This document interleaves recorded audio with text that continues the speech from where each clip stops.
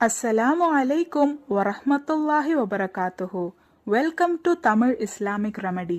அல்லாஹு தாலா கிட்ட துவா கேட்கும் போது முழு நம்பிக்கையோடும் இஹ்லாஸோடும் துவா கேட்கணும். அதோட அல்லாஹு தாலா தடுத்ததுல இருந்தும் நம்ம விலகி இருக்கணும். அப்போதான் நம்ம கேட்கிற துவாக்களை அல்லாஹு தாலா உடனே அங்கீகரிப்பான். ஹில்யத்துல் அவுலியா என்கின்ற கிதாபில் பதிவு செய்யப்பட்ட ஒரு ஹதீஸ்ல நபி ஸல்லல்லாஹு அலைஹி வஸல்லம் அவர்கள் கிட்ட ஒரு நபர் விருந்தாளியா வராங்க. ஆனா அந்த நேரத்துல நபி ஸல்லல்லாஹு அலைஹி வஸல்லம் அவர்கள் கிட்ட அவருக்கு சாப்பிட கொடுக்க எதுவுமே இல்ல. நபி ஸல்லல்லாஹு அலைஹி வஸல்லம் அவர்கள் மற்ற மனைவிகள் கிட்ட கேட்ட போதும் அவங்க கிட்டயும் சாப்பிடக்கூடிய பொருட்கள் அப்போ அவங்க வீட்டுல எதுவுமே இல்ல. கவலையோட இருந்த நபி ஸல்லல்லாஹு அலைஹி வஸல்லம் அவர்கள் அந்த நேரத்துல ஒரு துவா கேட்டாங்க. அந்த துவா, அல்லாஹும்ம இன்னி அஸ்அலுக மின் ஃபலலிக வ ரஹ்மதிக வ இன்னஹு லா யம்லிகுஹா இல்லா அன்த.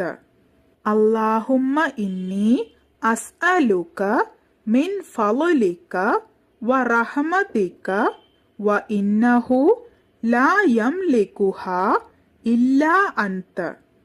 இந்த துவாவை ஓதுன சில நிமிடங்கள்லயே ஒரு சஹாபி ஒரு முழு ஆட்டை சமைச்சு அதை நபி ஸல்லல்லாஹு அலைஹி வஸல்லம் அவர்களுக்கு ஹதியாவா கொண்டு வந்து கொடுத்தாங்க. நான் கேட்ட ஃபலலை அவன் எனக்கு தந்து விட்டான், இனி அவனது ரஹமத்தை நாம் எதிர்பார்க்கலாம்னு சொல்லி அந்த உணவு பொருளை வந்திருந்த விருந்தாளிக்கு கொடுத்தாங்க. மாஷா அல்லாஹ், நபி ஸல்லல்லாஹு அலைஹி வஸல்லம் அவர்கள் ஓதி துவா கேட்ட இந்த ஒரு துவானால அல்லாஹு தாலா அவரோட தேவைய ஒரு சில நிமிடங்கள்லயே பூர்த்தீகரிச்சு கொடுத்தான். இந்த துவாவோட அர்த்தம், யா அல்லாஹ், உனது அருளையும் காருண்யத்தையும் உன்னிடம் கேட்கிறேன், ஏனெனில் உன்னை தவிர வேற யாரும் அவற்றை சொந்தமாக்கவில்லை.